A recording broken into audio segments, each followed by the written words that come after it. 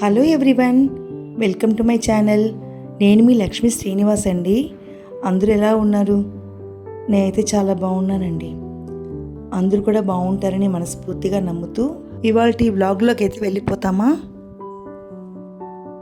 ఇవాల్టి వ్లాగ్లో అయితే నేను రోజు చేసుకునే పనులు, పూజ, చిన్న చిన్న ఆర్గనైజింగ్ ఇవన్నిటితో పాటు ఒక టేస్టీ రెసిపీ అయితే చేసి చూపించబోతున్నాను.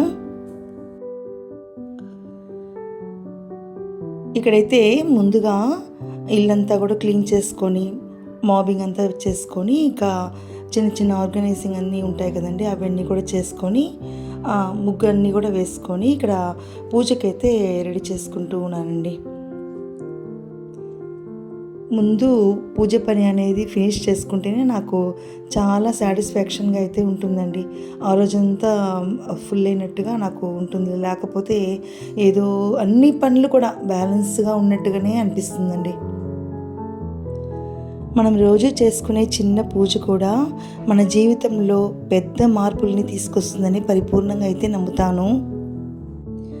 ఆ దేవుడి నామస్మరణ మన హృదయానికి ప్రశాంతతని మాత్రమే కాదు, పూజ ద్వారా మన ఆ దేవుడికి దగ్గర అవుతామని, మన జీవితం ఆ భగవంతుడి ఆశీర్వాదాలతో నిండి ఉంటుందని కూడా పరిపూర్ణంగా అయితే నమ్ముతానండి. ఇదైతే సోమవారం చేసుకున్న పూజ అండి. అభిషేక ప్రియుడైన ఆ శివయ్యకైతే అభిషేకం, అలంకారం, అనంతరం పూజ ఇవన్నీ కూడా చేసుకొని పూజ అయితే ఫినిష్ చేసుకున్నాను. ప్రతిరోజు కూడా ఆ భగవంతుడికి సేవ చేసుకోవాలని, ఆ భాగ్యం ఎప్పుడు కలిగి ఉండాలని, ఓపిగ్గా పూజ చేసుకోవాలని ఆ భగవంతుడిని అయితే మనస్ఫూర్తిగా కోరుకుంటున్నానండి. ఇక్కడే పక్కనైతే మా కులదైవం సుబ్రహ్మణ్య స్వామిని అయితే నిలుపుకున్నానండి. ఆయన్ని కూడా మనస్ఫూర్తిగా అయితే దండం పెట్టుకొని ఇంకా పూజ అయితే పూర్తి చేసుకున్నానండి. ఇంకా పూజ అయిన తర్వాత ఇంకా లంచ్ ప్రిపరేషన్కి అయితే వచ్చేసానండి. ఇంకా లంచ్ బాక్స్ అన్నీ కూడా ప్యాక్ చేయాలి కదండి. ఇంకా మా ఆయనకి మా అబ్బాయికి అయితే ఇంకా లంచ్ బాక్స్ అయితే ఇక్కడ రెడీ చేసుకుంటూ ఉన్నాను అండి. ముందైతే రసం ఇంకా కూరలు అన్నీ కూడా చేసుకొని ఇంకా లంచ్ బాక్స్ అయితే ప్యాక్ చేసుకుంటూ ఉన్నానండి. ఇక్కడ ఇదైతే టొమాటో రసం అయితే ప్రిపేర్ చేశానండి. టొమాటో రసం అయితే చాలా ఇష్టపడతారండి మా ఇంట్లో అయితే. ఇక్కడైతే వంకాయ ఇంకా మామిడికాయ అయితే కర్రీ అయితే చేశానండి. ఇదైతే చాలా, ఇప్పుడైతే మామిడికాయలు అయితే సీజన్ కదండి, సీజన్ ఉండేప్పుడు ఈ కర్రీలు అయితే ప్రిపేర్ చేసుకుంటానండి. చాలా టేస్ట్గా అయితే కుదిరిందండి ఈ కర్రీ అయితే. ఇవన్నీ కూడా ఇంకా లంచ్ బాక్స్కి అయితే సర్దేసుకుంటూ ఉన్నానండి. ఇంకా మెయిన్ కర్రీ అయితే ఇంకా ఆకుకూర అండి. ఆకుకూర పప్పు వేసి ఇలాగా కూర అయితే రెడీ చేసుకున్నానండి.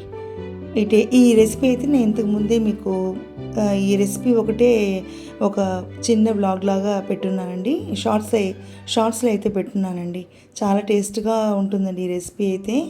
ఈ ఆకుకూర పప్పుకి ఇక మామిడికాయ, వంకాయ వాటి రెండింటికైతే చాలా యాప్ట్గా అయితే ఉంటుందండి. ఇంకపోతే ఇక్కడ రెసిపీ అయితే షేర్ చేస్తున్నానండి. మామిడికాయ అన్నం ఇదైతే రెడీ చేసుకున్నామండి. చాలా టేస్ట్గా ఉంటుందండి. ఇది ఏం లేదండి, ఇలా మామిడికాయలు, పచ్చిమిరపకాయలు అవన్నీ కూడా సన్నగా కట్ చేసి పెట్టుకొని ఇక్కడ తిరమూత అయితే పెట్టుకుంటూ ఉన్నానండి. దీనికి కాస్త ఆయిల్ అనేది ఎక్స్ట్రాగానే వేసుకున్నానండి. ఒక 4 టీ స్పూన్లు ఆయిల్ వేసుకొని ఇంకా వేడైన తర్వాత ఇక్కడ 2 టీ స్పూన్ల శనగపప్పు, 2 టీ స్పూన్ల మినప్పప్పు ఇవన్నీ కూడా వేసుకొని ద్వారగా అయితే వేగించుకోవాలి. ఇంకా 4-5 ఎండుమిర్చిని అయితే ఇలా తుంచేసుకొని ఇంకా వీటిలో యాడ్ చేసుకొని ఇంకా తిరగమూత అయితే కొంచెం ద్వారగా వేగనిచ్చి ఇంకా ఆవాలు, జీలకర్ర అవన్నీ కూడా ఇక్కడ యాడ్ చేసుకుంటూ ఉన్నానండి.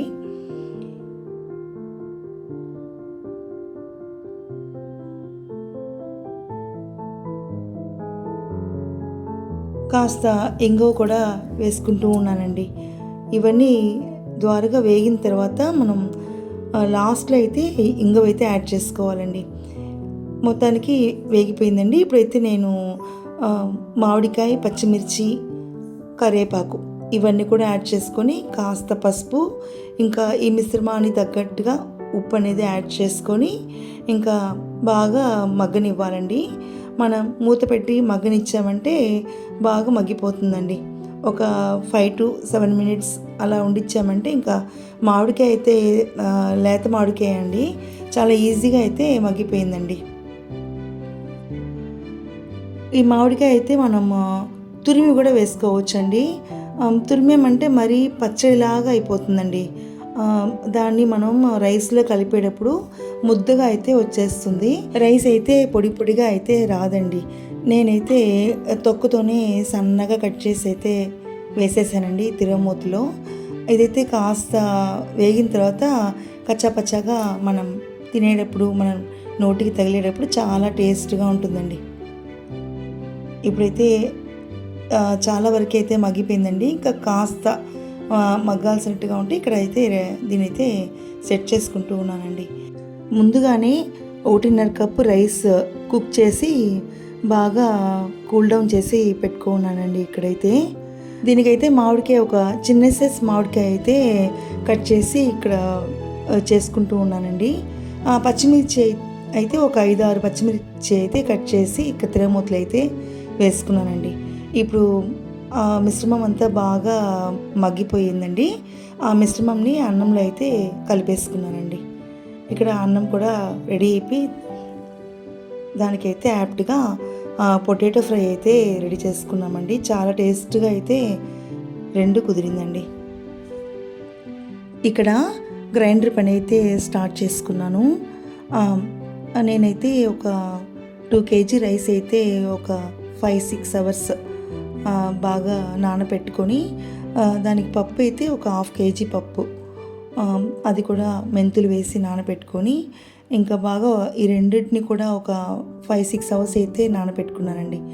ఇక్కడ ఫస్ట్ అయితే నానబెట్టుకున్న మినపప్పుని అయితే గ్రైండ్ చేసుకుంటూ ఉన్నానండి.